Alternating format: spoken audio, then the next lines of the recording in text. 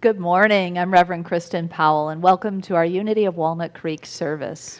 And I'm Brinley Rada. Welcome to our service. And in our sanctuary today, our production crew are Dave and Gus on switch, and Peter is on video camera. And last week, we envisioned bluer skies and clearer air. Nice work, everybody. Did some good prayer work. It's been really a beautiful week here, so let's keep it up. Let's pray rain and peace throughout our lands. Also, please check the Center Point Weekly to see how you can assist with a particular family who lost their home in the fire. They are asking for help with food, clothing, and shelter. And we're grateful to be part of such a caring community that can help them out. I'm very pleased to welcome our featured artist today, Trina Brunk. She's a singer, songwriter, and friend. And Trina grew up singing with her 7 sisters in Missouri. Since she started performing publicly, she has produced 8 albums and counting. Does a lot of live concerts as well online. Marianne Williamson says of Trina's music that it has an ethereal power. And Trina says about her own work, her life work is a love song that builds bridges across the perceptual divide between what we typically think of as ourselves and our infinite true being. So let's go to Missouri now, my home state, as Trina helps us open our service and ourselves with a song called, well, Open. Good morning from southeastern Missouri. Did you know that Missouri actually means river of the big canoe? So what I want to invite you to do is imagine yourself as wide as a river, like actually one of the biggest rivers in the whole wide world, right? Big enough to allow such a massive flow of life force energy through you.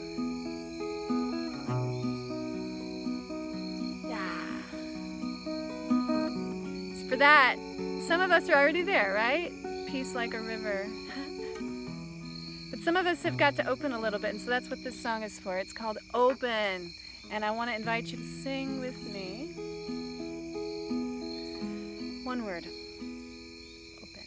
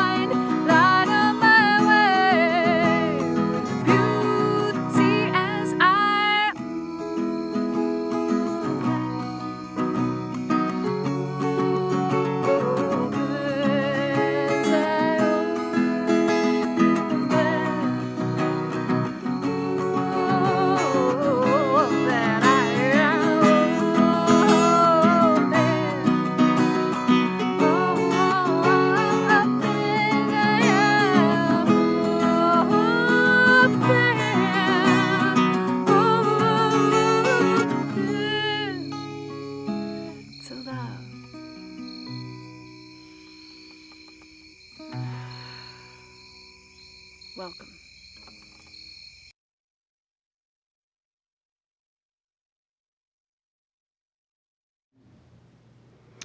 Thank you, Trina. So now let's ground in unity. Unity is a positive path for spiritual living. Our vision for the world is we envision a spiritually awakened world where all life thrives in conscious oneness. Our mission is who we've come here to be. So let's say this together. We are a loving, inclusive community, expanding and living our divinity in sacred service for all. And our core values are love, connection, service, and wisdom. If you're with us for the first time today, welcome. You're invited to fill out a connection card, and connection cards are available for everyone on the Watch Live page. You may submit a prayer request, and our prayer team will pray with you throughout the week. You may also request information or share feedback. Our classes and events are currently held online via Zoom. You can also access them by phone. Here's a few important announcements and exciting opportunities. So we are seeking board members members who would like to serve on our board of trustees. I didn't practice this morning. Yes, you did. If you are feeling that knock on your heart, please complete a board nomination application available on our website. Submit your application by Sunday, September 27th. And here's another opportunity. Do you feel called to pray with others? Our prayer chaplain program is a great invitation for you to offer that ministry, be an extension of our ministry. This year's training is October 9th and 10th. So if you're interested in becoming a prayer chaplain for this year, we ask that you fill out an application, also available on the website, also due in by next Sunday, September 27th.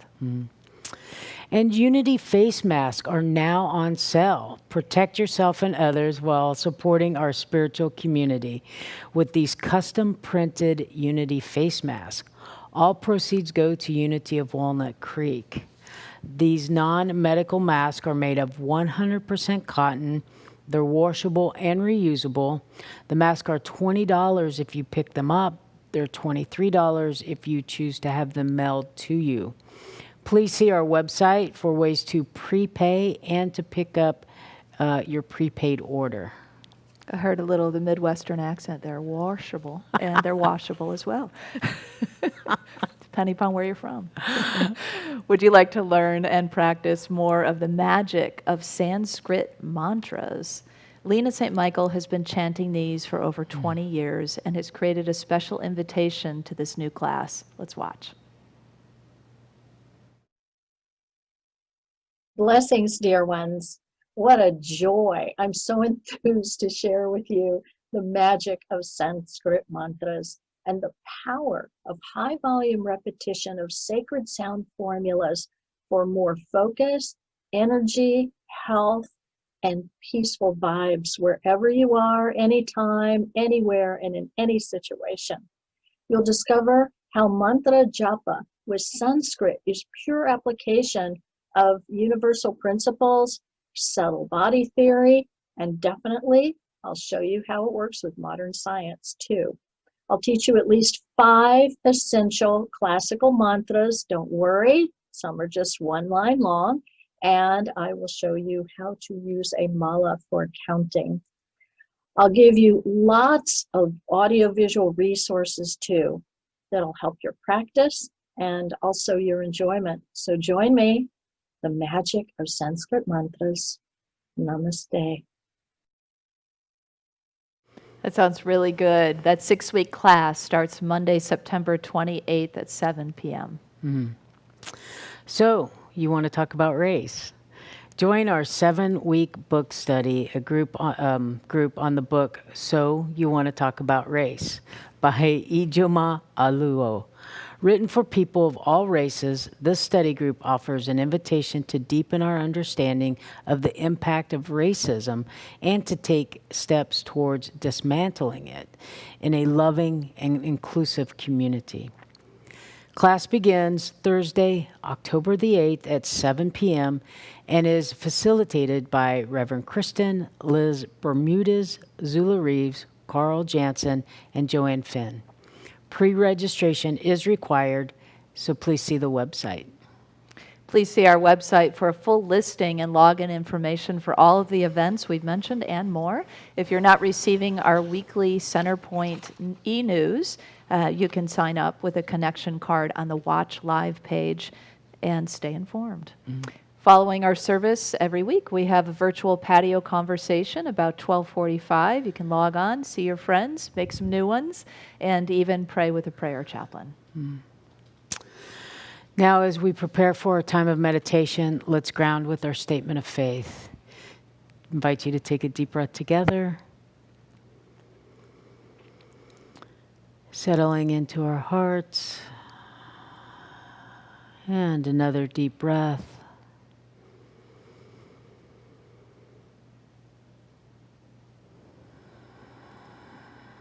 Together, there is only one presence and one power in the universe and in my life, the all-loving goodness of God. We'll continue in that meditative energy as we begin with a reading, and that'll be followed by a chant by Trina Brunk, some guided meditation and silence. The reading today comes from Metta Sutta. It's part of the Buddhist scriptures. This one is translated by Peter Harvey. May all beings be happy and secure. May they be happy-minded. Whatever living beings there are, feeble or strong, long, stout or medium, short, small or large, seen or unseen, those dwelling far or near, those who are born and those who are awaiting birth, may all beings, without exception, be happy-minded. Let none deceive another, nor despise any person in any place. In anger or ill will, let them not wish any suffering to each other. Just as a mother would protect her only child at the risk of her own life, let one cultivate such a boundless heart toward all beings. Let one's heart of boundless loving kindness pervade the whole world, above, below, across, without obstruction, without hatred, without enmity. This, they say, is divine abiding here. And so it is. This mantra is it's a blessing, an invocation for the liberation of all beings, and a request that my life somehow contribute to that liberation.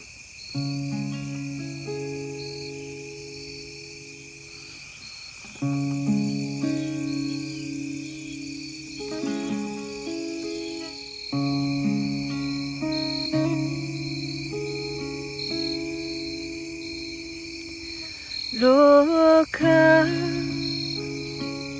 Samasta Sukhino Bhavantu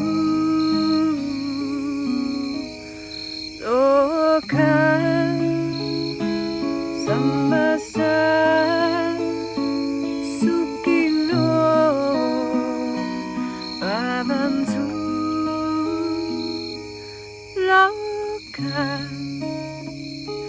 Samasta Sukhino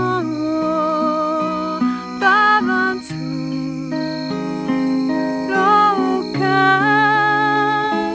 Samasta Sukhino Bhavantu. For all beings, seen and unseen, known and unknown, these offerings we bring for all beings, seen and unseen, known and unknown, these offerings we bring for all beings, seen and unseen, known and unknown. These offerings we bring. May all beings be happy. May all beings be free. May the heart of all beings awaken in me. Loka Samasta Sukhino Bhavantu Loka Samasta Sukhino Bhavantu Loka Samasta Sukhino Bhavantu.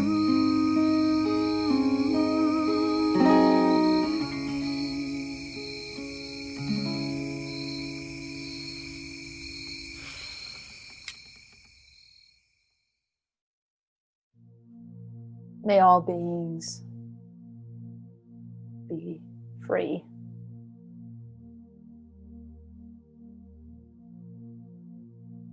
May all beings be happy. May all beings be at peace.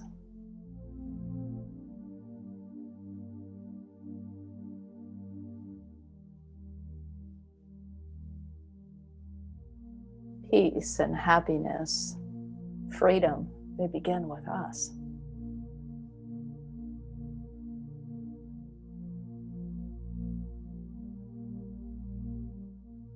So here in the heart of my heart, I rest. In the heart of God, I rest. Feeling for myself and for all beings throughout this beautiful universe what it feels like to be free, liberated. The shackles and the limitations left behind.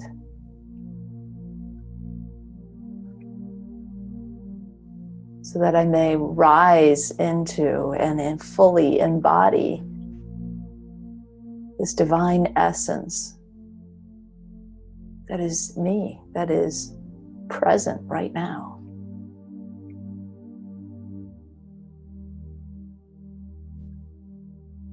And as I send out this blessing to the world that all beings experience happiness, joy, really, I too feel the heartbeat of joy within me, the dance of joy within me. What is joy?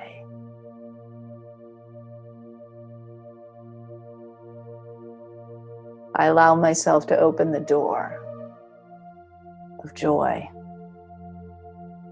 of happiness, to feel it, to know it, to taste what that is like, and then to offer it up into the world for all beings to partake. For there is a limitless fountain of happiness in me and in all beings.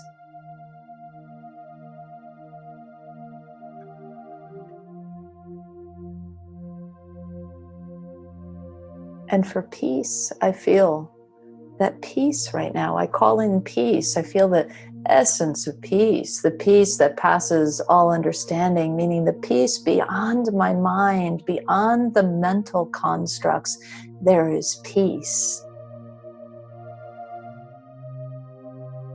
There is a peace that rests in our hearts and in our minds. And when we are each at peace, the world is at peace.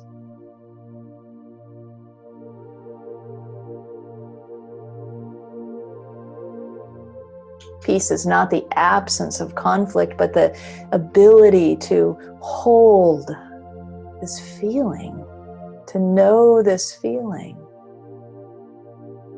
In the midst of conflict and chaos, I feel peace. And it ripples out from this place within me out into the world. And then there is peace on the outside too.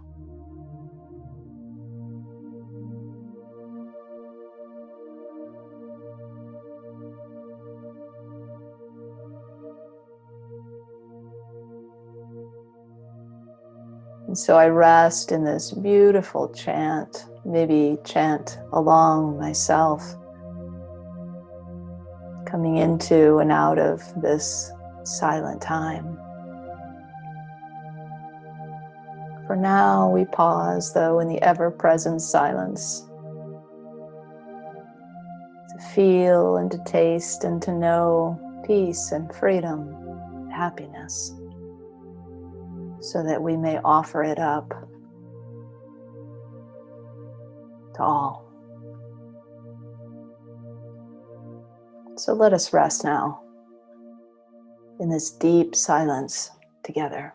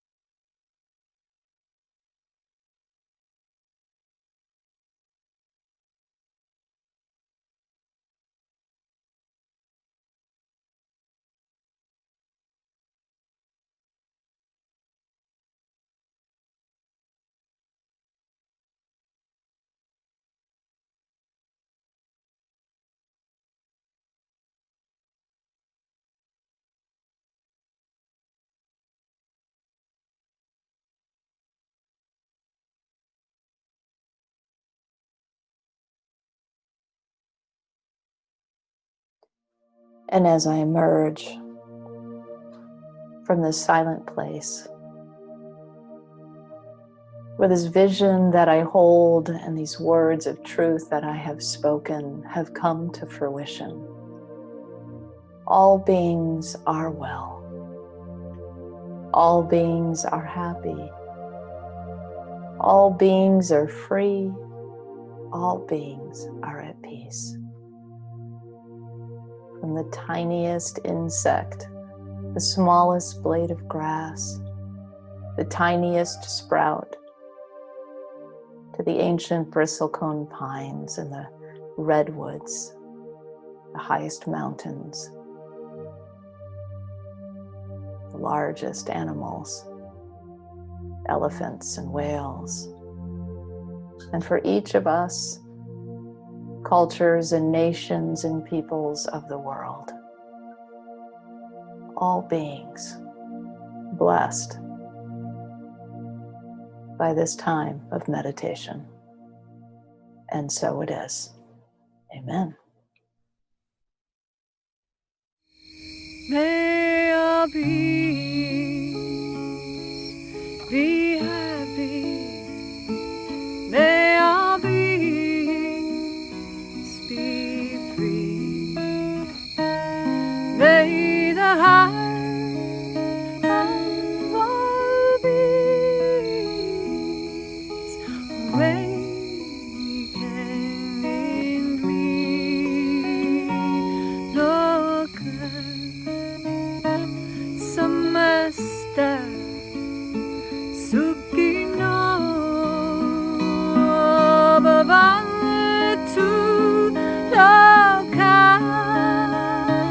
Samasta, Sukhino,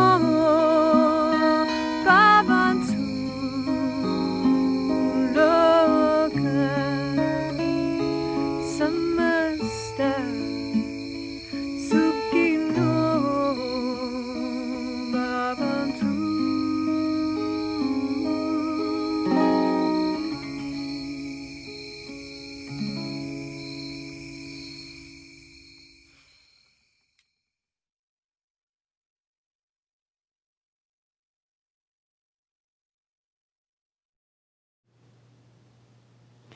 That beautiful chant that Trina just shared with us is in Sanskrit, one of the oldest languages on earth. And now it's mostly used, actually exclusively used in ceremony and spiritual ritual. So it's infused even more so with that kind of energy. And this practice of chanting that very chant or speaking some of the blessings that go along with this practice have the intentions of the kinds of things that you just experienced, the blessings of happiness and freedom and so on that we give to all beings, is a part of a very ancient practice that is grounded in several religions that come out of India: Hinduism, Jainism, and Buddhism. And it's written about in the scriptures of many of these religions, including some that you've heard of, like the Yoga Sutras, the Vedic literature, the Upanishads, and the Pali Canon, to name a few. The blessings such as may all beings be well, may all beings be happy, may all beings be free and at ease. It's a practice called metta. It stands for, or it means, loving kindness. So it's a loving kindness practice that cultivates kindness within us and offers kindness out into the world. The beginnings of this practice came from when the Buddha actually drew from the ancient texts and things that had come long before him. There probably were many different kinds of practices in place, but it became really well known through actually a historical story of the first time when the Buddha taught metta practice to his monks. There were 500 monks. This particular story was passed down through generations of elders, they say in a chain that was unbroken. In the 5th century, there was a Buddhist scholar who then made it more known that we draw from that version of the story in modern times. And then, of course, we all adapt it too. So this one, the version that I downloaded literally from the internet, is from Marcia Rose at the Mountain Hermitage. And so it goes like this. The Buddha first taught metta to 500 monks who went on a retreat during the rainy season. It was their 3-month retreat. And a particular forest was chosen because next to that forest was a village of people who really supported the monks. And so they built 500 shelters for the monks, temporary shelters for them to be in, and they put alms out in their bowls so that the monks could really focus on their practice. It's a beautiful tradition that the people who really see the value in what those spiritual beings who are really focused on their practice are offering up to the world provide for their physical needs so that they can stay focused on their spiritual journey. And so that's what was being offered to them. So they moved into that particular forest. But the unseen beings, the forest beings known as the devas, what we would translate as deities of the forest, were not happy because after a few days, I mean, they were fine to welcome the monks as guests for a couple of days, but it looked like they were kind of overstaying their welcome. And the devas began to get a little miffed about this. And so they decided that they were going to make it unpleasant for the monks. And so they made all kinds of noises, and they actually created distasteful odors and all kinds of things that began, and even sightings that began to disturb the monks. In fact, the monks became, some of them got fevers and became dizzy, and it became impossible to practice. And so they went to where the Buddha was staying, and they said, we can't practice there. I mean, it is just, I mean, we're getting sick. It's terrible to practice there. And the Buddha said, oh, beloved monks, you will go back to that same forest and you will practice your meditation. But they protested again, we can't. It's impossible to practice there. And he said, dear monks, the problem is that you didn't go with a weapon of protection. And he said, so you opened yourself to all kinds of difficulties and distractions. I will teach you a weapon of distraction, not of distraction, of protection. We don't need anybody to teach us more distraction, do we? And so the Buddha offered to teach this metta practice, which he drew from his Indian scriptures and from the traditions that had come even before him. And so the teaching of metta and the practice of metta was then transmitted to these 500 monks, and they were sent back to the forest to continue their practice. Now, for a while, there was still some anxious feeling and some fears, not the terrified state that they were in before and not the sickness, but just there was still some of that unsettled feeling. But over time, it got quieter. The sightings began to diminish, and the sounds in the forest and the odors began to disappear. And it was because the devas themselves, their resentment and their anger began to diminish. In fact, they started to feel a kind of sense of welcome, even reverence for the monks. They even said that they felt as if they were one family. And so the devas then begin to decide, there was an inclination that arose among them to create an environment of safety for the monks so that they could keep practicing in peace. And that's exactly what happened. So then the monks were able to practice in peace as things got more peaceful inside of them and around them, and they had this extra practice to weave into their meditation practice called metta, or loving kindness. So that is the beginning of that practice. And we are told, too, that those monks, those 500 monks, during that particular rainy season retreat, all became enlightened. So today we focus on this ancient blessing practice, this thing called metta, or loving kindness, that is available to us both through that beautiful Sanskrit chant and also through this kind of recitation that we do in meditation. So we're going to look at and experience a little bit of both. And this series that we're doing right now is called Prayers of Perseverance. So we're in our third week, and this is our prayer of the day, which is really, steeped in a practice, a meditation practice as well. So we're going to have plenty of time to practice today. Each week that we've worked with a prayer, it's designed to support us through these times, these ever-changing times, these times really of massive transformation, of really a great spiritual awakening. But that great spiritual awakening doesn't necessarily come easily, does it? And it requires of us, it seems to me, perseverance to get through these times, all the changes that have happened in our lives with this rich opportunity for change within us. But here's the truth. We were born to live in these times. Each one of us wouldn't be here right now if it wasn't divinely appointed for us to be here. So as hard as it may seem at times, let's accept the fact that we signed up for this and we can do this. Trina Brunk offers us some reassurance through this song called Born to Live in These Times. Let's take a pause and watch.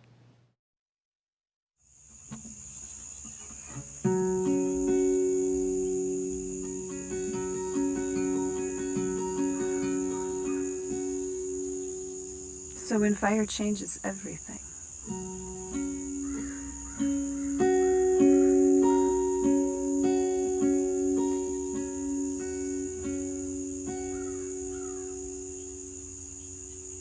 I was born to live in these times. I feel a little bit vulnerable saying that. When I wrote the words, it felt really proud and brave, and right now it's like, oh my gosh. But I was born to live in these times, to love straight in the face of fear, watch it fade and disappear, to walk upon these coals and feel fire singing through my soul. These are times of miracles, the days that blow my mind, the days I stop protecting and let loose with loving kindness. I was born to move between the worlds, to bring to earth these precious pearls from oceans beyond time and space. I was born to live in this holy place right now, right now, right now, right now.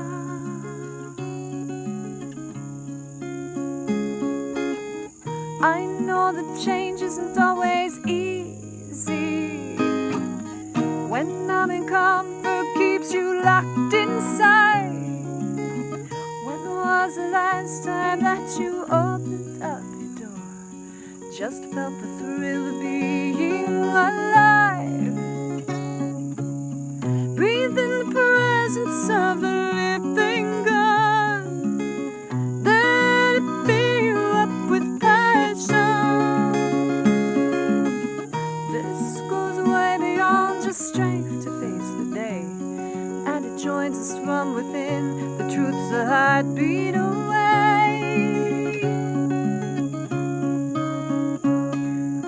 We were born to live in these times, to love straight in the face of fear, watch it fade and disappear, to walk upon these coals and feel fire singing through our souls. These are times of miracles, the days that blow our minds, the days we stop protecting and let loose with loving kindness. We were born to move between the worlds, to bring to earth these precious pearls from oceans beyond time and space. We were born to live in this holy place right now, right now, right now, right now, right now.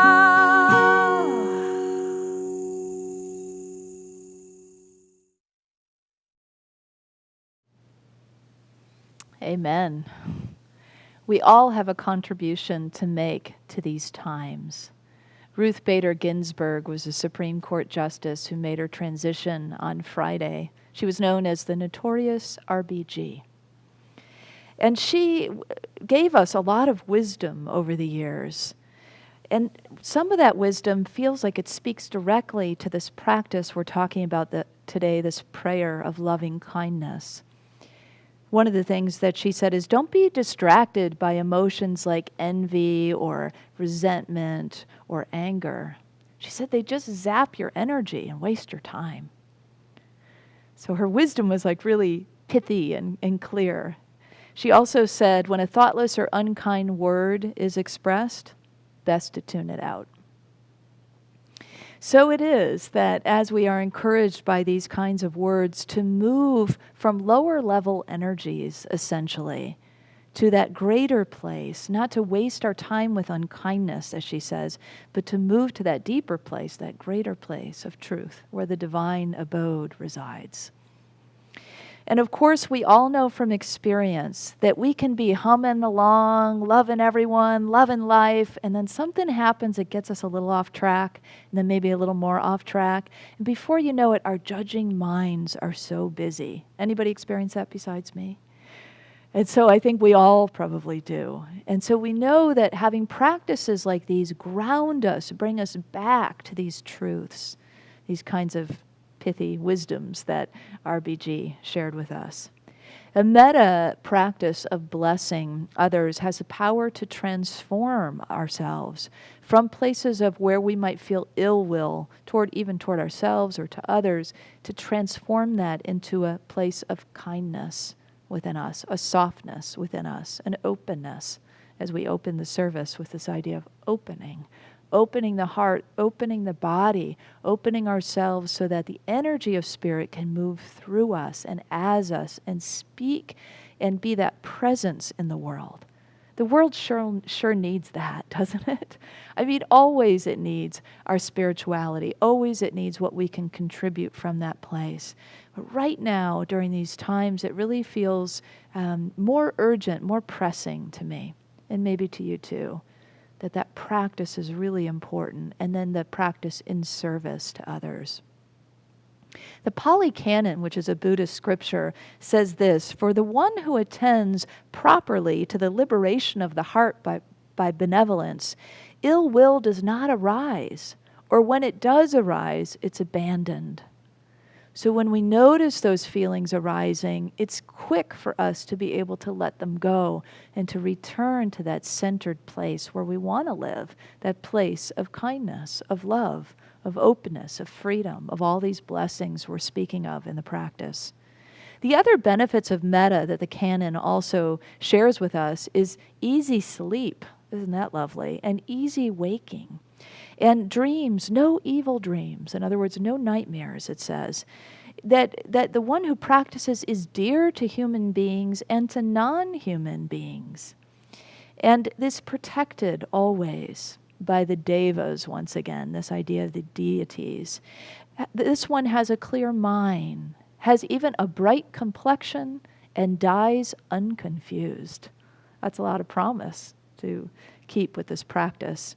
So any clinging state that we might have to negativity, and so that's a key term too. So it's not just that we're in a negative state, but we tend to cling to that negative state, you know? We tend to sort of wallow in those places where we feel sort of like, you know, we've been done wrong, or we're judging something or someone, or blaming someone or something, including ourselves.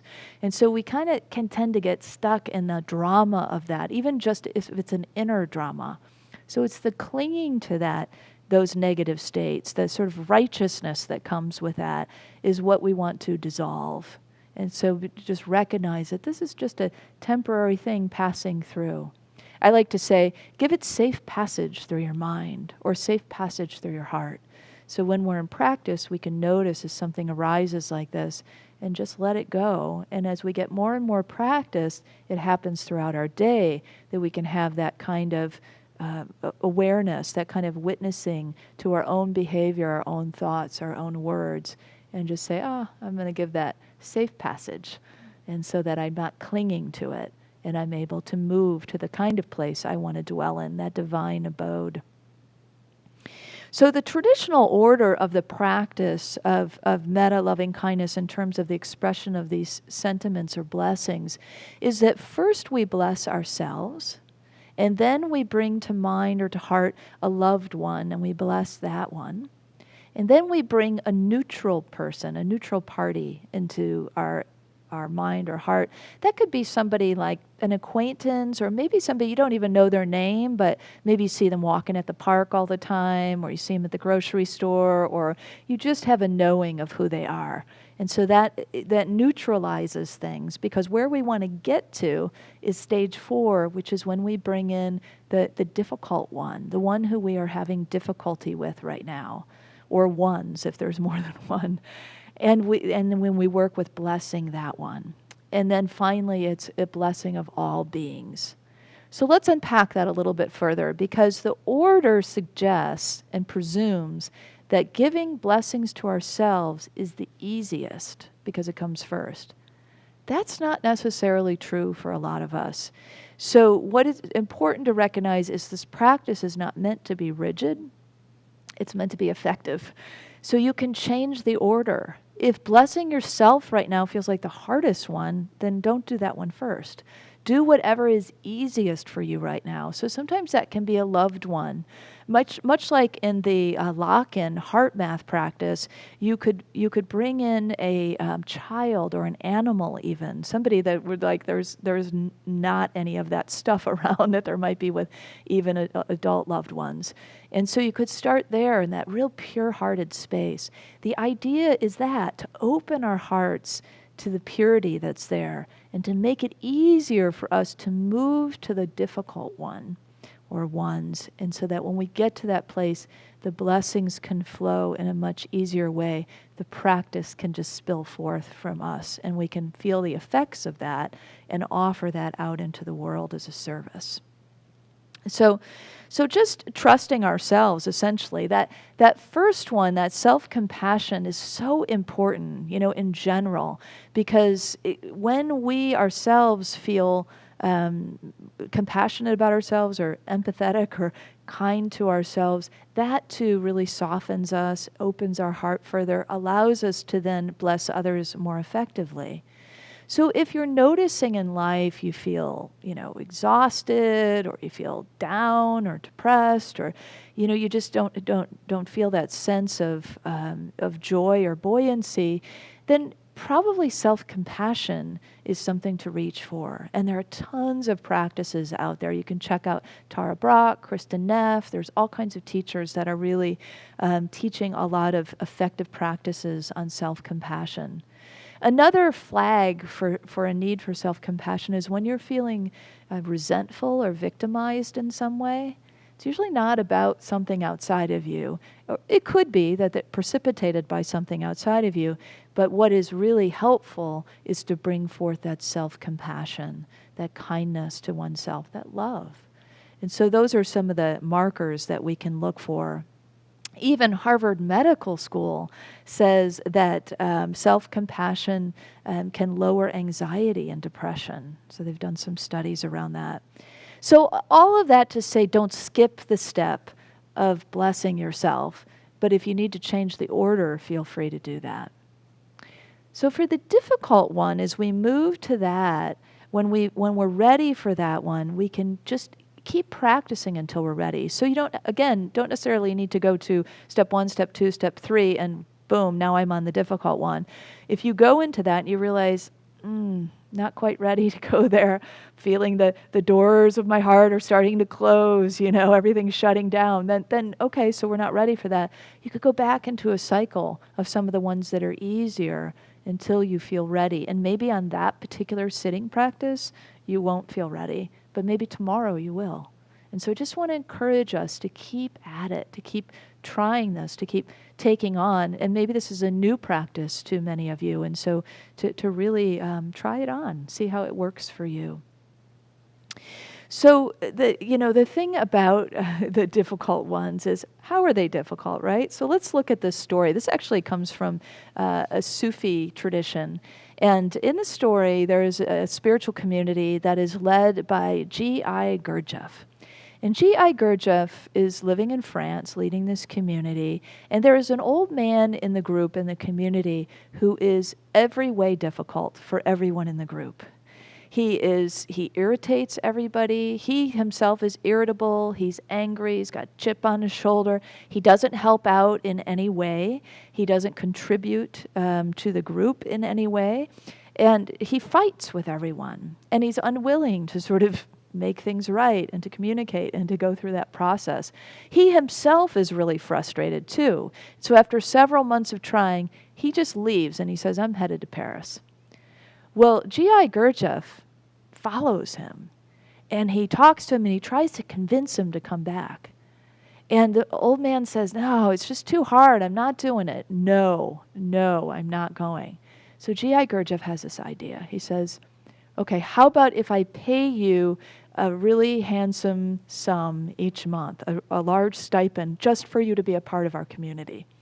And the man, how could he refuse, right? So he's like, all right. So he comes back to the community. The people are aghast. Are you kidding me? He left and you went and got him and brought him back? They can't even believe it. And then they catch wind that their spiritual teacher is now paying the guy to stay. Now they're spending a lot of money to be in this community. And so you can imagine they are up in arms. And so they all get together. And G.I. Gurdjieff listens to everybody's complaints, and it goes on for a very long time, as you might imagine, over and over the same complaints. And finally, he just starts laughing, and he explains, don't you see? This man is yeast for the bread. How would you ever learn about anger and irritability and patience and compassion without someone like him in the mix? He says, you see why you pay me? So I can hire him. And so this is the way that worked for them in that spiritual community. It helps, though, doesn't it, to appreciate our teachers, to recognize those with whom we say are difficult, that they are our teachers. They are the ones who push those buttons that help us, that urge us along the way on our spiritual journey. The premise of the practice of metta is the idea that we are all one. Even the difficult parts of ourselves, the difficult parts of the whole, right? And so it is out of that oneness that we recognize that we have universal needs, that we all have a desire, a need, and a deserving, really, of freedom. We all deserve and want and need kindness and love and connection and all of those needs that we all talk about and know as spiritual qualities. So just as the order can be changed, so too can the statements or the blessings, the things that we are calling forth into our awareness can also be changed to suit whatever it is that we want to express. So maybe it's prosperity or kindness or love or whatever it may be.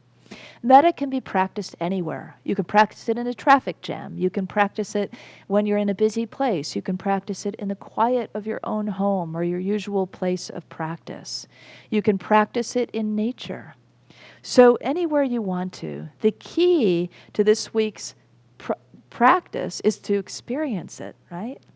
So I want to take us into a 5-minute practice now to give you a short experience of the two primary forms. And so first we're going to start with Sanskrit teacher Leena St. Michael taking us through that same chant that you learned at the beginning, Loka, Samasta, Sukhino, Bhavantu. And so you may want to keep your eyes open during that practice because there's movements and the chant. And then we're going to move into a guided practice that will take us through the stages of metta or loving kindness. So during that, you'll see the starry sky, and then that'll be your cue. You can close your eyes if you wish and practice that way. So we invite you now into this practice. Let's experience it. Om Loka Samasta Sukhino Bhavantu. Loka Samasta Sukhino Bhavantu. Loka Samasta Sukhino Bhavantu. Om Shanti Shanti Shanti. Namaste. I'm Leena St. Michael. Loka Samasta Sukhino Bhavantu is one of the most powerful chants, and particularly for our time. Amma, known also as the Hugging Saint, global humanitarian, has asked that we all chant it at least 2 malas, 216 times a day, and envision white flower petals of peace flowing on to the earth like a gentle, gentle snowfall.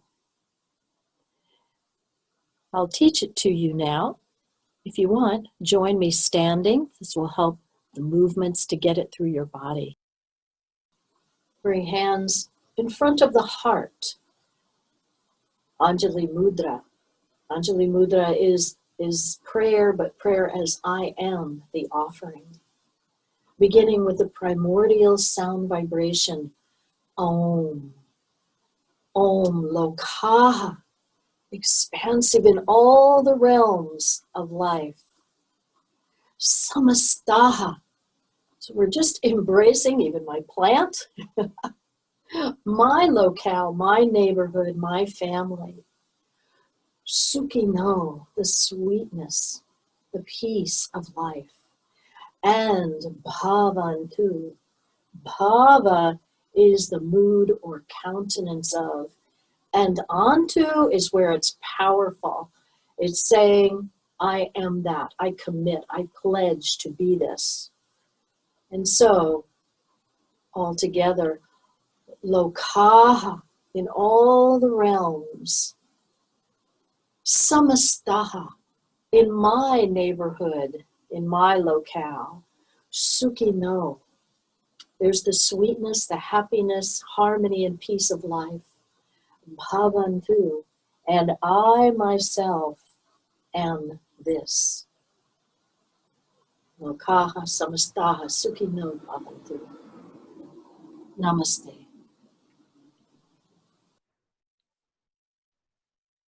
So I invite you to bring your attention to your heart center as we practice metta loving kindness in this form. You may even wish to put your hands on your heart, bless your own being. And so in affirmative unity style, I am free.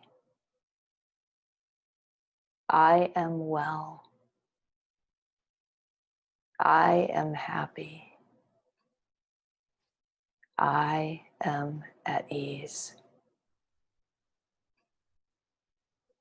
Letting each statement as you speak it to yourself absorb in your whole being this truth. And turning now to a loved one, allowing that loved one's image to arise. And blessing this one in a similar way. You are well. You are free. You are happy. You are at ease. Allowing somebody who you don't have strong feelings for one way or another, somebody neutral, perhaps an acquaintance. And as that person's image arises, bless them. You are free. You are well. You are happy and at ease. Now allowing someone with whom we feel some difficulty to arise in our heart and mind. Blessing them in the same way. You are free. You are well. You are happy. You are at ease. And so too we bless all the beings of the universe, seen and unseen. We are free.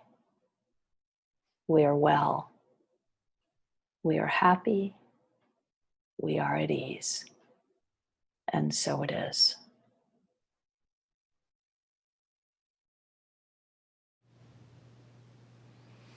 So when we do these practices, I recommend that you give yourself more time. Obviously, we just kind of give you a little condensed practice session there, but you give yourself a little more spaciousness to go through each stage and maybe some more time for the chant to really seep in I followed one of Amma's videos that Lena sent me yesterday to chant it 108 times, which she'll teach you about in the class, but that allows it to really, for you to really learn the chant and then to begin to feel the vibration of that. So it's one of the greatest gifts, I think, that we were born to live in these times, and that we as a spiritual community can contribute so valuably, so and in such a way of such great worth, through our spiritual practice. Through this practice, we can offer to people a service, but also bless ourselves with a greater sense of freedom and ease and happiness and so on. And so let's know together that as we practice, that this too is a great offering to our times, to these times that we were born to be in together. Let's bless all beings together. Together, all beings are free, well, happy, and at ease. And so it is. And so you are. Amen.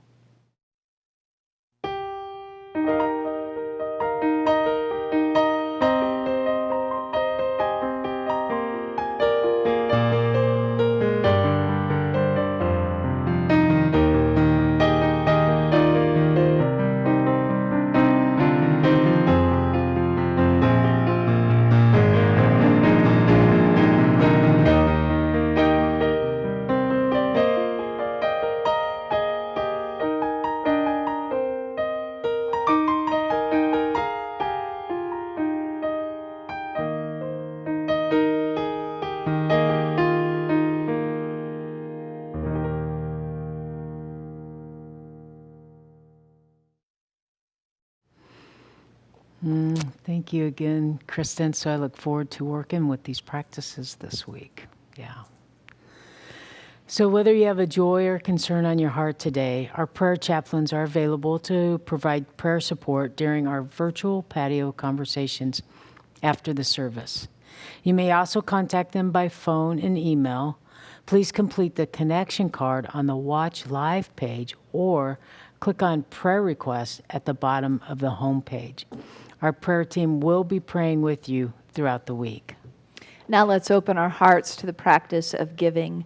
Our spiritual home thrives with your continued generosity, and so we would wish to bless you, the giver, as well as the gift, and honor the universal law of circulation. As we give, we receive. We know in truth there is no lack or limitation. Abundance is our true nature. So let's, we're not ready to bless. Excuse me, you're going to tell us how to give. Yes. Okay. She didn't practice either. In addition to sending checks through regular mail or direct deposit through your bank, there are 2 ways to give online. You may click on the Donate button on the Watch Live page or download the Give app, and Give is spelled G-Y-V-E. So now I invite you. See, I'm just always eager to do blessings. That's what it is. So let's take our gift in our hands. Even if we're giving electronically, we can just imagine that we're physically infusing that gift out into the universe, not just to our ministry, but through our ministry in service to the world, our spiritual teachings. So let's bless it together. Divine love, one with me, blesses and multiplies all that I am, all that I have, all that I give, and all that I receive. I am joy-filled and grateful. And so it is. Now let's enjoy another musical selection by Trina Brunk.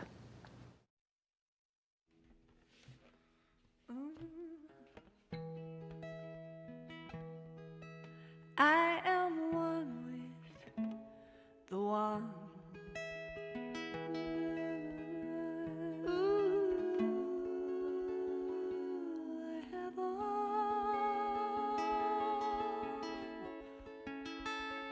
that I need, but this question I have has been bothering me. Why Does it appear there are some in need? I can have what I want, but some struggle to be free. Why are some truths suppressed? Lives I can't see the light. And why do some children go hungry tonight? If everything's perfect and everything is light, I need a better answer than they're wrong and I'm right. Well, it's time for me to be the change that I wish to see. It's time for me to love and let love guide me. And when strength is not enough and solutions seem weak, I look inside and find the transformation I seek. Because when you find yourself asking why, because be the change of heart inside. Because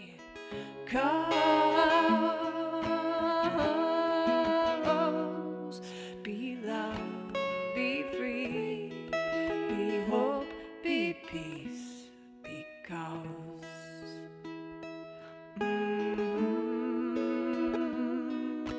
the children of tomorrow eat the food we plant today. Don't hide your good inside yourself. Let it spill out and get away. And leave the rest behind. The past is only in your mind. Leave the rest behind. The past is only in your mind. Because when you find yourself asking why, because be the change of heart inside. Because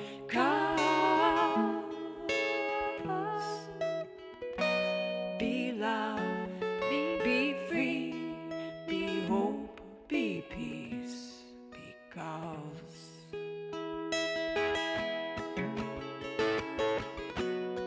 well, it's time for me to be who I came here to be. It's time for me to give my heart freely. Heaven comes to earth by way of you and me. When we come together intentionally. Because when you find yourself asking why, because be the change of heart inside.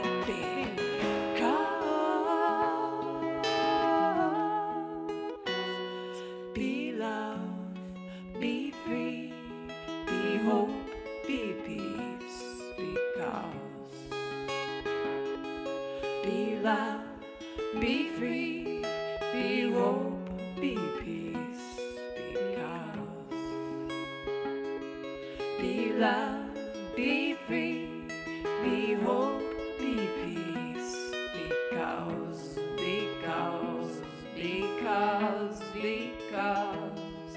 be love, be free, be hope, be peace.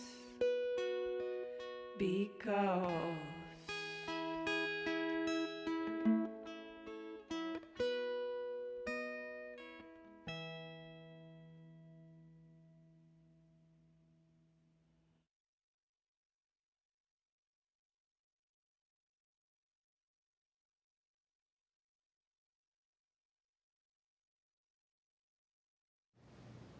A heartfelt thank you to Trina Brunk for sharing her music with us today. If you want to learn more about Trina's music and tune in, purchase her music, maybe watch some of her live concerts, you can find more out at trinabrunk.com. And also we had a request come in over the YouTube chat to say a little bit more about the takeaway practice, the prayer. So one of the things I didn't mention is that I unitized it in terms of making it an affirmative prayer. So in the tradition through Buddhism, it would be, may all beings be free, may all beings be well. And I was making it affirmative. All beings are well. All beings are free. That's our tradition of claiming that truth. So you can just take a statement like all beings are, and then you decide what terms you want to use. Free, happy, at ease, at peace. So it's that simple. We don't want to make it a complicated practice. We just want to practice it. So now as we bless our offerings, we bless the giver and the gift, and we know that this gift goes forth and it multiplies its goodness in your life, in all of our lives, and in the world. So let's bless our gifts and see them multiplied together. We give thanks for the ever-increasing, constant good of... I'm sorry. Wow, I really... Let's start over. We give thanks for the ever-increasing, constant flow of absolute good in our lives now. So it is. And let's bless our frontline workers, our activists, our firefighters, and notorious RBG. Frontline workers, activists, firefighters, and RBG, we love you, we bless you, we appreciate you, and we behold the divine light within you. Well, I realized that we didn't mention our special guest who's been sitting here with us. Grace Hyder is with us today. She's our goddaughter. And Grace, do you want to tell us a little bit about what you did on your Zoom call today with Youth Ministry? We read a book and that's what we did. Did you sing the Namaste song? I think I heard you singing the Namaste Yes. song. Yeah. You did. At one point you said, this is really cool, but I don't know what you were doing. Oh, there's a picture of cats and the same cat, and that cat was doing a funny face to tell how you're feeling today. Oh, Like wow. So crazy faces. you got to pick the crazy face to see how you were feeling? Oh, that's really cool. Great. Well, we're really pleased that you're with us today to report live on what happened in children's ministry. Right. So let's bless our children and teachers everywhere. Together, children, youth, and teachers, we love you, we bless you, we appreciate you, and we behold the divine light within you. I invite you to join us with our prayer of protection as we keep all of humanity, all of life, all beings, seen and unseen, in our minds and our hearts. Together, the light of God surrounds us. I am light. The love of God enfolds us. I am love. The power of God protects us. I am power. The presence of God watches over us. I am presence. Wherever we are, God is. I am divine. And so it is. Stick around.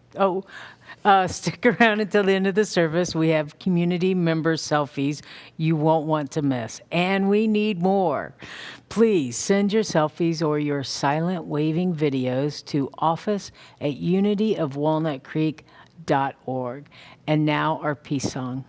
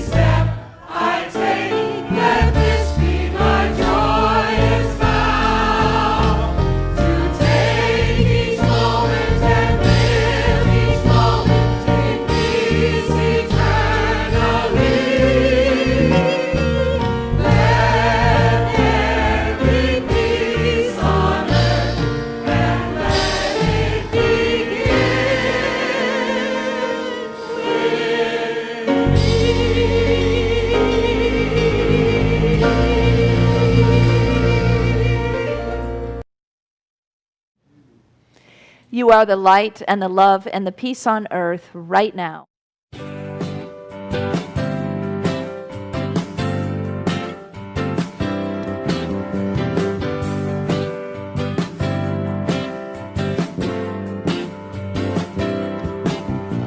You look into the mirror, what do you notice?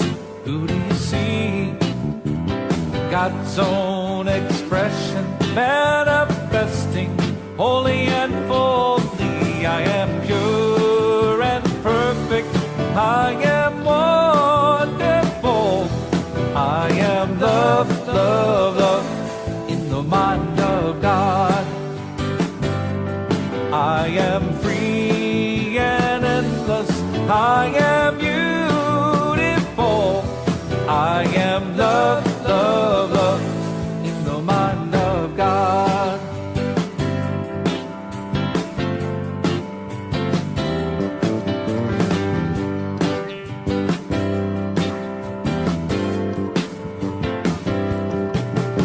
You look into the mirror, what do you notice? Who do you see?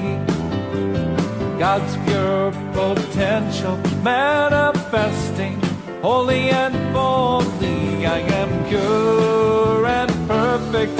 I am wonderful. I am love, love, love in the mind of God. I am free and endless. I am beautiful. I am love, love, love in the mind of God.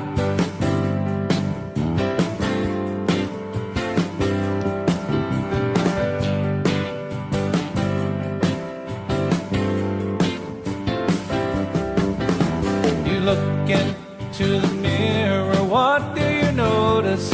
Who do you see? God's peace progressing, manifesting universally.